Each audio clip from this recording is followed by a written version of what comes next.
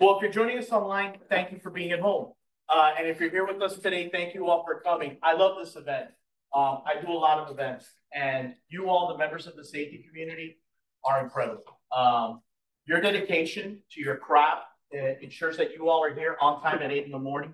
I can't say the rest for my board of directors and other executive members in the construction industry. Trust me, I'm not talking about you. You're fine. So I want to say thank you to you all for being here with us today. My name is Carlos Gardillo. I'm the executive director of the South Florida AGC. For those of you who come here all the time, we're doing things a little bit differently today in terms of layouts, kind of funky. Little change is good. So thank you for joining us. Today is June 12th, 2024, and we are coming to you live from the offices of Kelly Cronenberg. I want to thank the Kelly Cronenberg team, as always. Andrea, Cedric, Christine Simpson, everybody on this team is fantastic. Absolutely. We have Angelo, the Godfather, sitting in back. So if you want to steal a few precious billable minutes, now's the time to take advantage. So thank you, Angelo, for joining us as well. I also want to thank the team from Betty Tech. We have Gal Barak here from Betty Tech.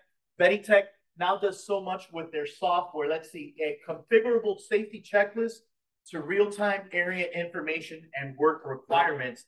I think for this group, the most important thing about Betty Tech is that they started off as a safety-specific platform and grew from there. So if you want to talk to Gal about their platform and what it is they're doing, make sure you grab them after our safety session.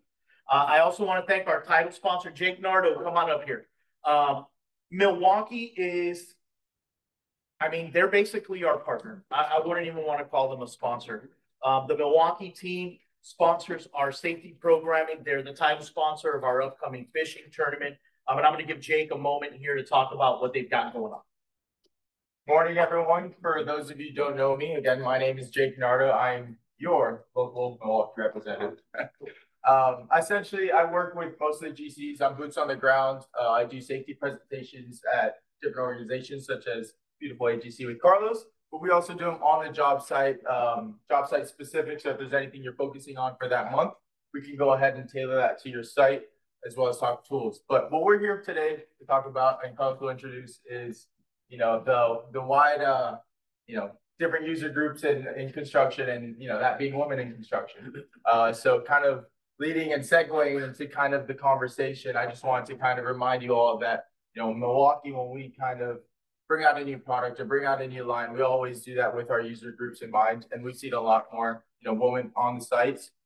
So when it comes to safety PPE, we want to make sure that we have all the different size for all different body types, which we have available. But we also got to think about tooling as well, different backpack vibrators, how the straps are aligned. So we have also different very modular, adjustment points for different tools to keep them safe in other realms other than just gloves, glasses, and hard hats and vests. So if you'd like to learn more or just chit chat, talk shop, I'll have a small little setup over there. I have some business cards and, super excited to get working with y'all. I see a lot of familiar faces. So hi again. Thanks, folks. You got that. All right. Fernando, you are going to get credit for starting all the applause today. So the number of women in construction, Jake, thank you for the great segue, has increased every single year since 2012.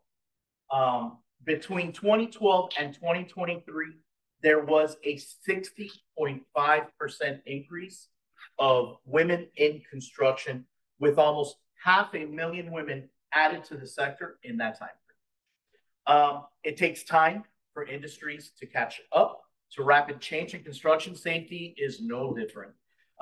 Today, we're addressing some of the challenges faced by women when it comes to PPE and safety policies on the job site. Today, we welcome a panel of women who not only face these challenges on the job site, but are in positions where they can affect change. I'm going to walk out of frame and put the focus where it needs to be. Our first guest is Allison Almendares. She is a project engineer with Archer Western, overseeing the casting yard for the Miami Signature Bridge project. Allison, wait for the good folks. There you go. Let me tell you, I drive by that site pretty frequently. It is incredible what you all are doing casting the arches. It's really, really impressive stuff.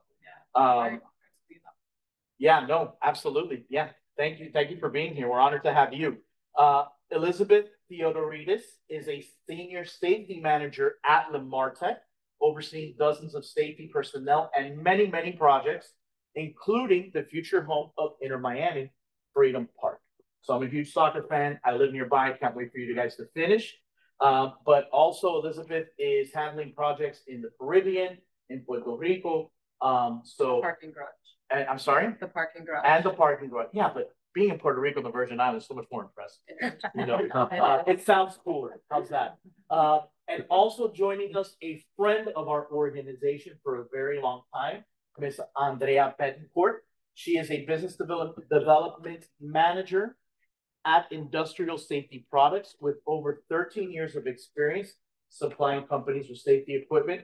And we're always very grateful to Industrial Safety Products because when the pandemic hit, you all were the ones who were hosting our meetings when we transitioned to Zoom. So thank you all very much. We're always very grateful for that. That being said, I'd like to turn things over to our panel and get things started. You know, we talked about that rapid change. And Elizabeth, I mean, I think we were talking about 12-year gap, right? 60% increase. And it just so happens to be the same time you entered the industry. And same thing for you, Andrea.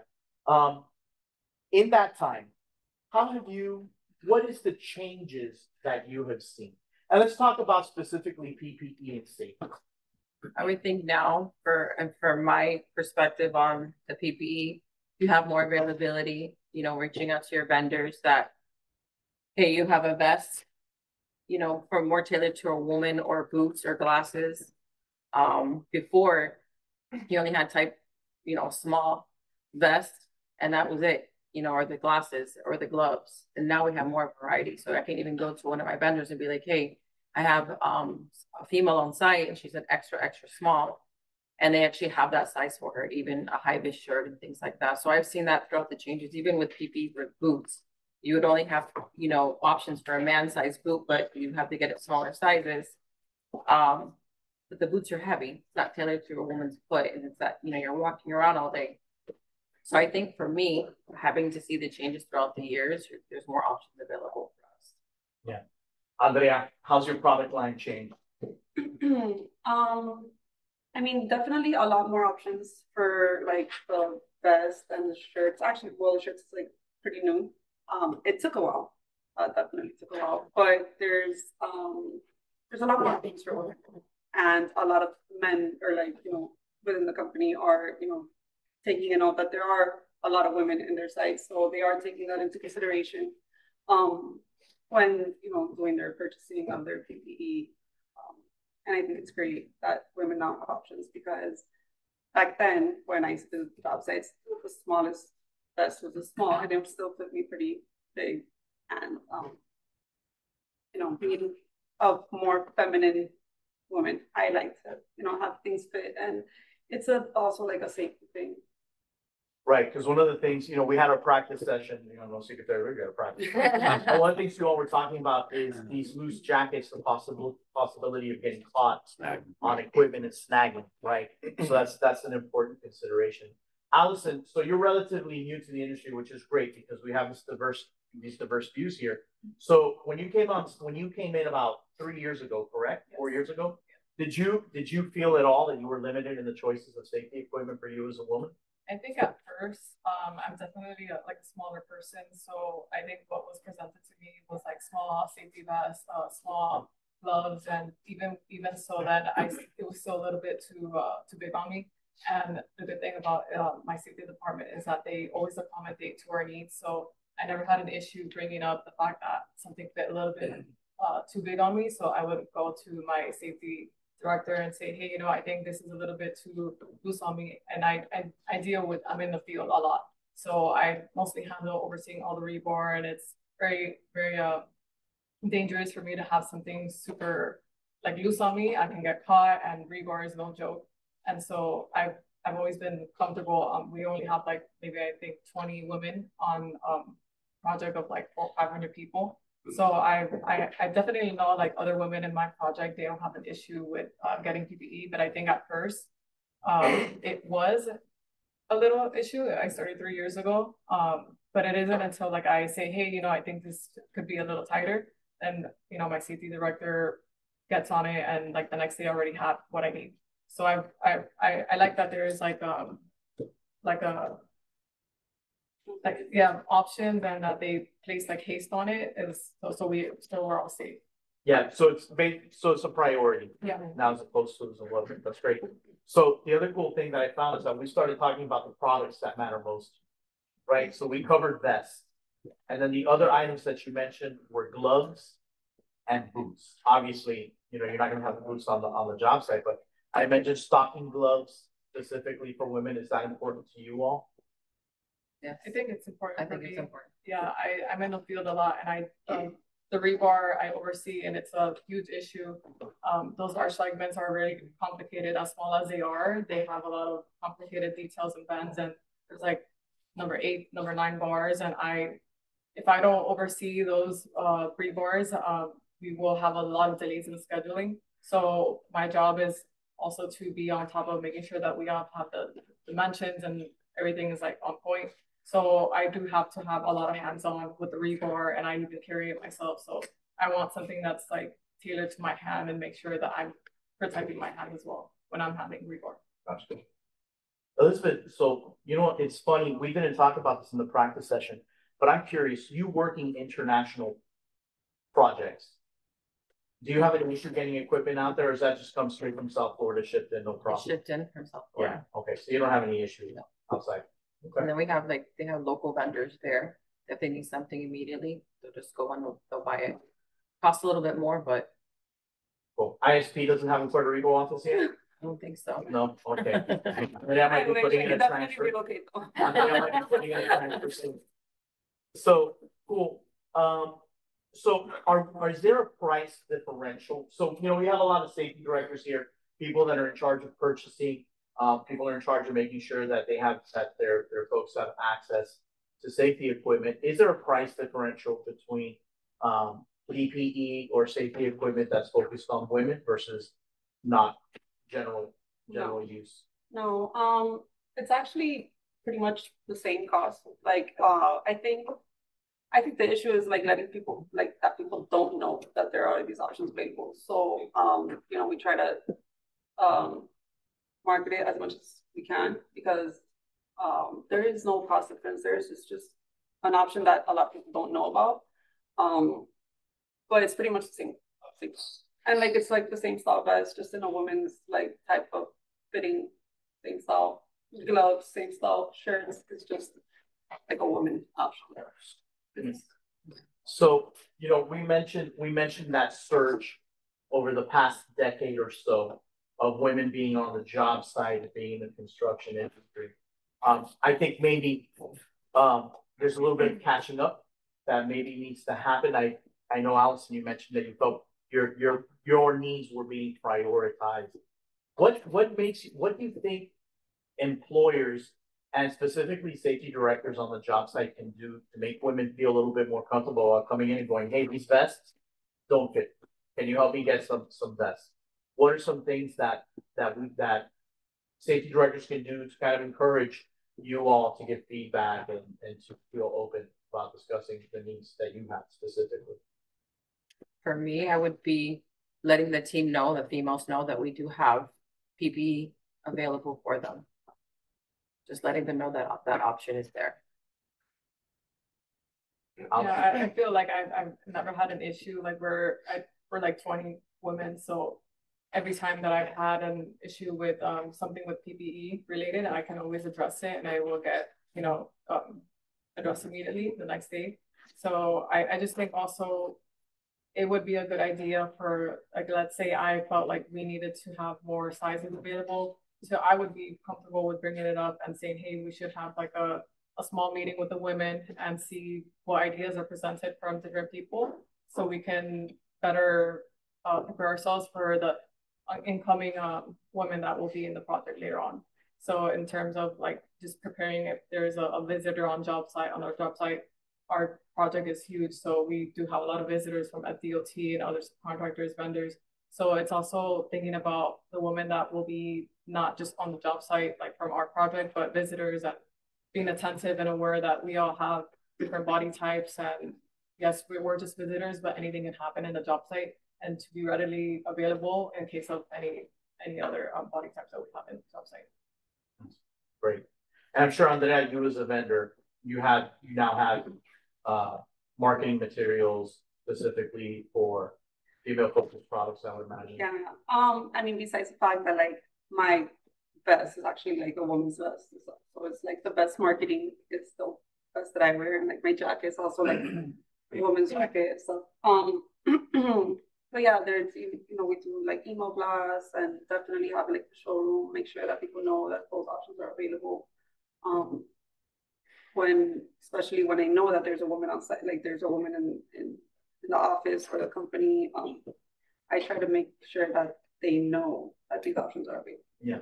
Okay. One of the things that we like to do with these panel discussions, I think, is open it up to discourse. If any of you all have questions, I mean, feel free to raise your hand and let me know, and I'll be happy to get you all engaged. So if there's questions regarding the product, regarding best practices or policies that are going on, just let me know. I know I have my back turned to you all here, so you can just see all my names. I'm used to it, and I'll be happy to ask. Fantastic. Yeah. So what I hear you saying is that it's about being proactive on the job, on the side of the employer, and reaching out to your female employees and asking them what it is they're looking for, what they need. One of the things that we talked about, which I found was really interesting, now we're talking about best practices, is policies on the job site that you all as women appreciate. I think one gentleman brought up talking about hair policy on the job site, which is something I hadn't even thought about. Is there? I mean, I don't even know how to bring it up. I mean, is there a hair policy on your job sites that you feel is fair? I mean, hair policy would just, we always recommend to tie your hair back because you never know, you get caught in something. Somebody can be welding. Women have hair products. Don't know if it's flammable, what they have in their hair. Maybe their hair can catch on fire. Just, recommend, hey, if you just have long hair, just tie your hair up, just, as a precaution. With the amount of gel certain men, I feel like they might be even more flammable. Maybe. But yeah, so putting flammable things in your head if working on welding makes a lot of sense to me. We also talked about, very funny, and it's bathroom policy, having female only bathrooms on the job site. Yeah, I recommend it. You recommend it? The key. And nobody can use that. Hide the key in the trailer somewhere. So is that something you're actively doing on your job site? I asked the project manager, asked the superintendent, hey, please, I'm not going to use the bathroom 100 guys here on site. Do you mind getting the females a bathroom with a key, so when we come to the sites to visit, or if we have visitors, they can use that restroom? They don't have a problem. Okay, great. Is that something you all are doing on your job sites? For me, it's a little different. I work with the yard of 2 subcontractors on site, and I'm the only woman there, and there's like 70 plus men. So there is a trailer that I can easily just go in, and then gotcha. I have my office right across the yard. So I don't have an issue when it comes to the bathrooms. But when I do think about it, when I started as an intern, we had like 2 laborers, like one rod busters. And I just now that she brought it up, it makes you think, like, I don't think that they had a porta potty just for women. So I don't think that would be fair for women to also use like the porta potties that men are also using. Gotcha. We got to get Porta John as like a sponsor this session. Porta thing. There you go. Hey, I love. Anybody have any questions? Yes. To add to that comment on the restrooms, where I have the females, not only the lock outside, but when you guys are inside, I recommend that we put a lock system inside. Further, keep you guys from accidental ripping that door open. Some of these doors have a lock problem, so that's one of the things I recommend. Some of the guys are like, why? Why do they need it? It's not just because you're a female, it's a different world. So what I'm talking about is put the lock not only on the outside, put it on the inside. When you're in there, you're safe, because we all know how to pop those locks, right, gentlemen? Oh my God. Come on, guys. What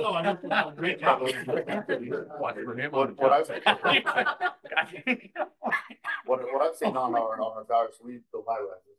And so it's the ladies that aren't in office, it's the cleaning ladies, things like that, right?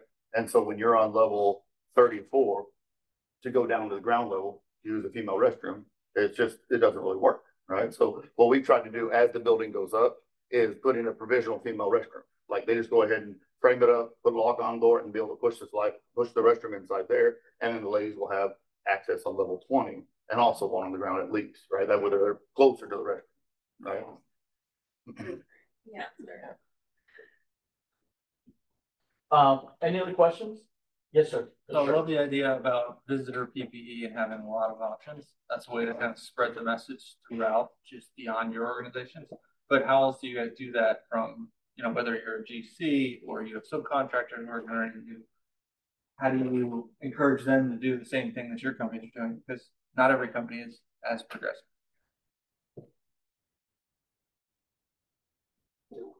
I think maybe I would just, have it readily available, and maybe just have different sizes and kind of see how many visitors typically you would have throughout the process of that visit, maybe within a month, and try to calculate it like that.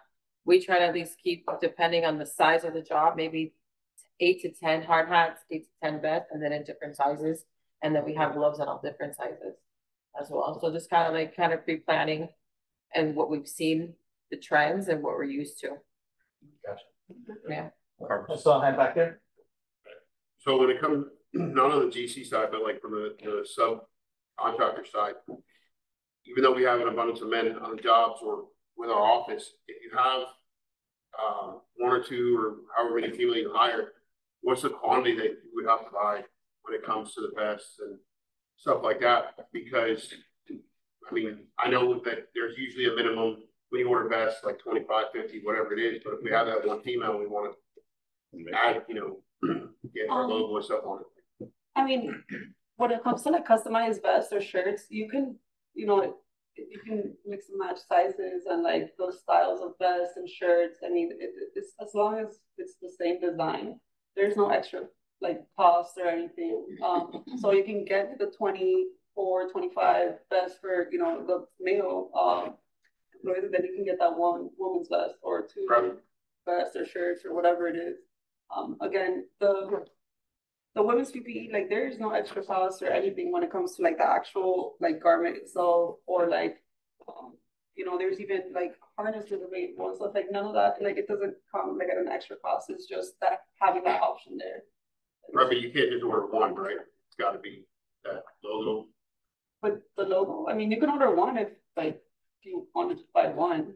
Right, that's what I'm getting at. Like if we need that one specific size because we've already ordered, like a month ago we ordered a bunch, but now we hired a female. We need to get her a specific size shirt, vest, whatever it is. We're not going to order another 25.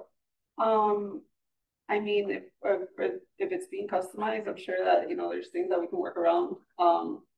But you can't just walk in and just buy one garment.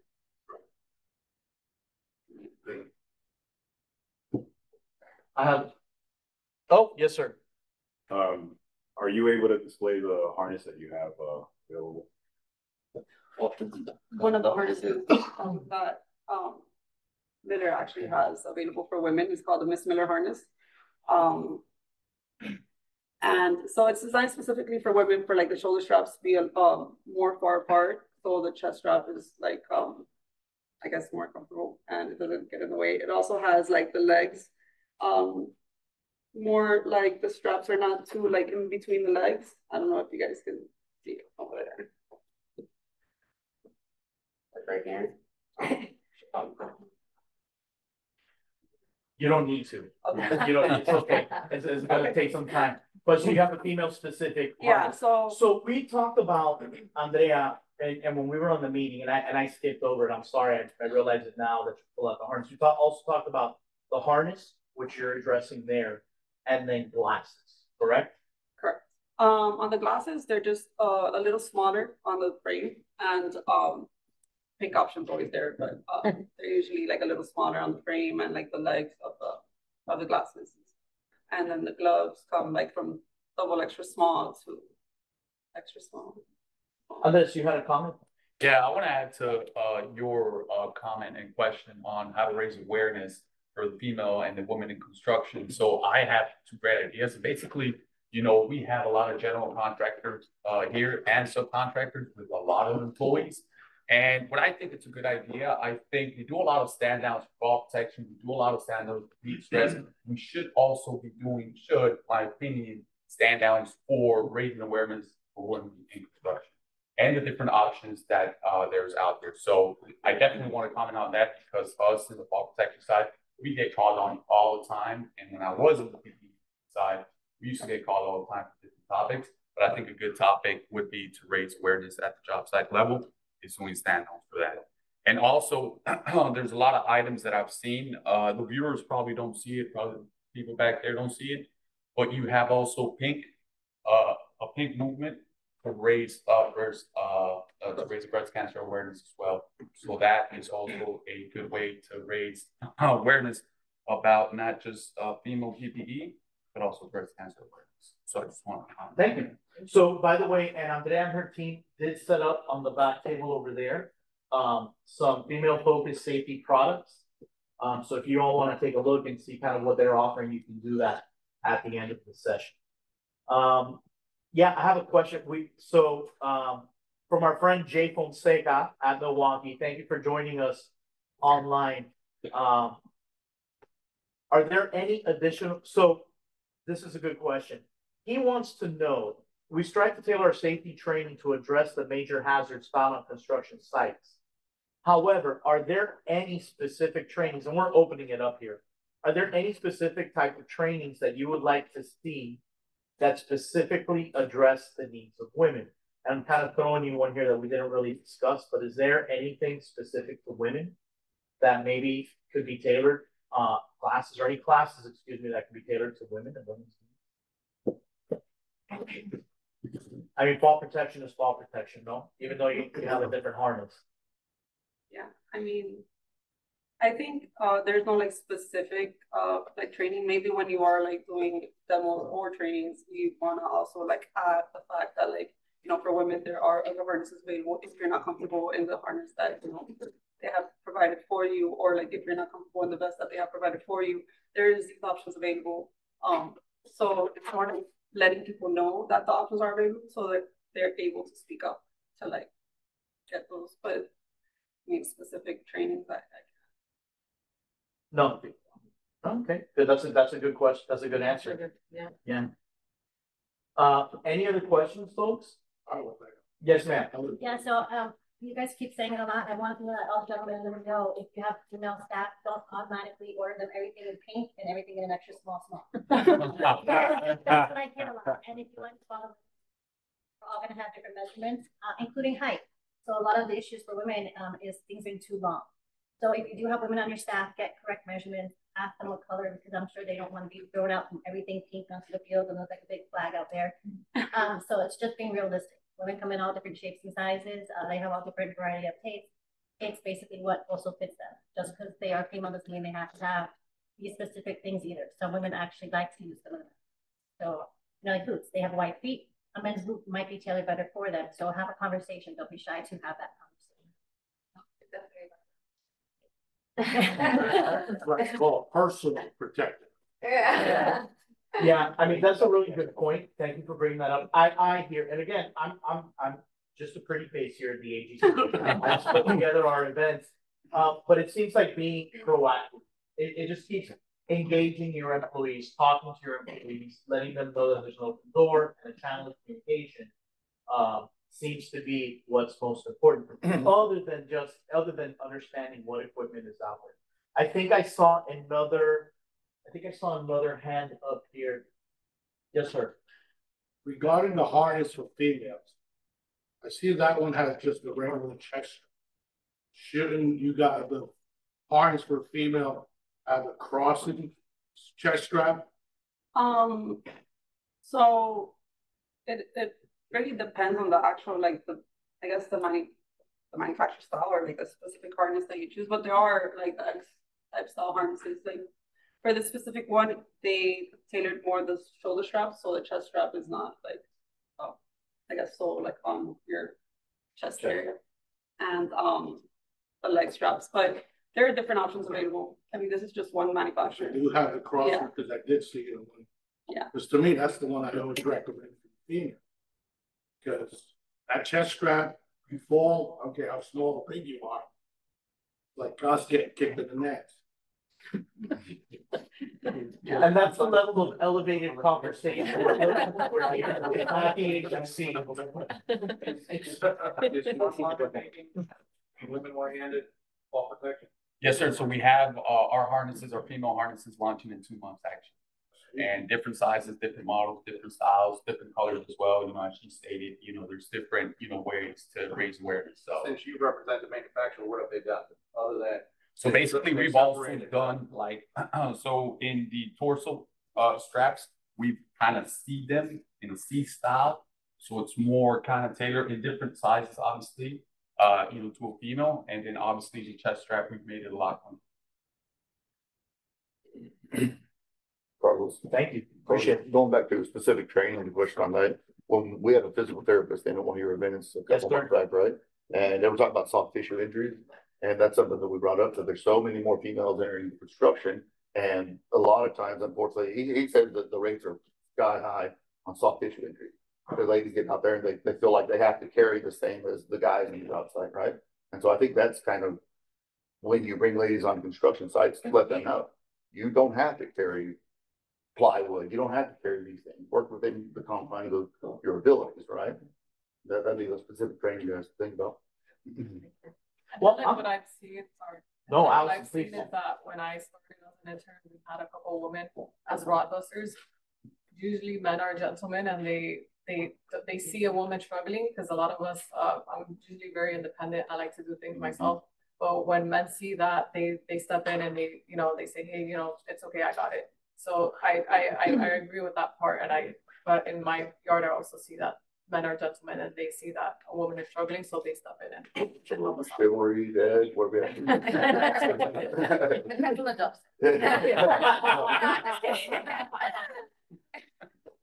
That's awesome. Any other questions? I mean, it's open for discussion. Fernando, last one. And please, I don't need to hear kicking the nads again, please. I'm waiting for everybody to. Go ahead. And with the attorney in house, this is a touchy situation. Oh, God. In my career, it's happened to me twice. I was brought in on sexual harassment suit. How are maybe some of you GCs or how are you ladies, especially in your safety director position, managing that, preparing for that? All right. No, I love you, but I'm gonna stop you there. This is not an HR focus. We're keeping it to safety specific, but we can. Not safety specific. However, we can cover other focused topics. But I appreciate that. Yes, ma'am. I was gonna say, I think she said it right, is everybody's got to come out of that. It could be a 400-pound male that you've got to get a large harness for, that's gonna meet the safety requirements and the impact requirements and all the things that it's intended to do. So it's just addressing the different body types. You can have a very small male that needs a small harness or needs a small vest. So that's the way I've always approached it, is having that conversation. I mean, we just want to get you right. And I think with women in construction in general, most women just want to be seen and brought to the table for any conversation. Yeah. You know, you might not realize it, but even in construction, women are still fighting for equal pay to male counterparts for a lot of positions. It's just inviting them to the table for open conversations, not only about safety, but everything on the construction. So just have that dialogue, have that communication, and right there, you're already winning. Yeah, I think it's been easy for me working with Northwestern. Usually when there's like what we say swag is like we get custom shirts and stuff, things for female. We do celebrate women in construction in March. So when it comes to that, we're like 20 women and they always come with a list and they say, hey, these are the options that we have available for what we're gonna distribute.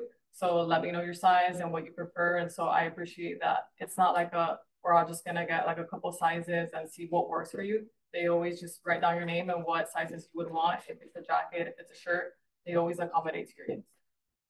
Awesome. We're going to be wrapping soon. Are there any other questions? Yes, sir. Angela in the back. want to disabuse Fernando of something. Biggest claim against employers, not sexual harassment. It's hostile work environment. That I see over and over. But on this, from the safety perspective, I wanted to address an elephant in the room, which is how do you deal with pregnancy? Wait. Okay. Something OSHA's looking at right now is reproductive hazard. And so they talk about safety with respect to safety data sheets and what type of chemicals, et cetera, are being used in the workplace. But keep in mind that Pregnancy Discrimination Act does not allow an employer to determine when it is unsafe for a woman to work on a construction site. That is not your decision, that is the doctor's decision. And so from a safety perspective, you'll have to be cognizant of the fact that there may be things in the workplace that create hazards, reproductive hazards, that need to be addressed. And you can go on OSHA's site and there is good material on it about that. But they're still investigating. Cool. Thank you, Angela. Yeah, I mean, I think it goes back to what we said at the beginning. It's a very rapid pace with which this siloed industry, women have been coming into it. And I think it just takes time for policies to catch up to the reality of the workplace. I think that's what we're seeing. I think I saw. Yeah. Yes, sir. So to touch on what Angela said, basically also on your trainings, when I teach CPR. So when I go to construction sites, I typically gear towards men. I'll do the CPR and I won't touch on PEs, and I really won't touch on sometimes with women. But now, women in construction, you need to make sure that if CPR, they're still covered. Childbirth, I would bring that up in your CPR classes as well. If you're having that, ask the trainer, hey, can you touch on this? We have females on the job site. Sometimes our trainings are geared towards what we're doing. So that's really a big thing is CPR for women. Sometimes the health is different in women. The symptoms are different. And of course, childbirth. So it could happen. I mean, if a woman wants to work on a job site until she's 9 months pregnant, that's her prerogative right now. So it could happen. She can go into labor at 7 months. We just don't know. So some of those things you need to touch on. I know you guys don't want to hear it. But something what Andrew just said, get a doctor's note. Should they get a doctor's note? Or should she take it the word of the female that she's allowed to work? If she's pregnant, Get a doctor's note to allow her to continue working. No. I mean, in my world, I say, in your second trimester, you should be on a construction site. And that's just my question. But I recently had one. The Supreme Court 30 years ago decided that lawyers cannot make that decision. Right. And that involved a factory that made batteries with multiple caustic materials. And in that situation, the lawyer decided, well, once they get 4 months, we've got to put them on leave or whatever it may be. And the Supreme Court said, absolutely not, you're wrong, unless the doctor said. So, if a woman is confined, that's a different story during pregnancy. But in a situation where they're working, you're engaging in disparate treatment if you ask them versus situations where maybe a male has some type of disability and you're not asking them for a letter every day or every week to say, I can still work. You're going to get into trouble by asking for the doctor. Unless there are visible signs that they're having difficulty. Being pregnant is kind of somewhat hard to find. So I think it should be many pregnant women. I actually was pregnant this is when the conversations are good. I talk to my employers and they ask me, to what point are you comfortable? You know, and at what point did I see myself as the safety hazard, you know? But that's when the conversation goes into place. And I was fortunate. I had a good employer. Not everybody does. But women have to work until give birth that they don't have maternity. And that turns into a bigger problem with finance. But that's when having the conversation opens up a lot of, you know, good planning and procedures for people who are pregnant. Thank you.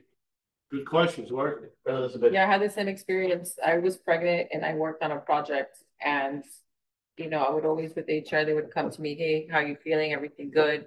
Like, yeah, I'm fine. And then they came to a point where my doctor said, you cannot work on the project. And I had to give them the note. And then I was, you know, I worked in the office, but it was that conversation, as Nicole mentioned, that you have to have that conversation so they know where you're at. You can't just assume that they're going to work the whole 9 months. You got to know, like, hey, you want to work? Can you work? What does your doctor say?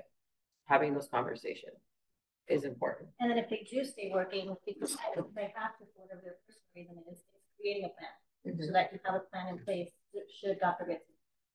I couldn't like climb up ladders or do things like that. It was ability to what I could do, you know, on the project. And then at that point, I'm like, can't, you know, I gotta send somebody else in to fill in for me while I'm out. And that's what we did.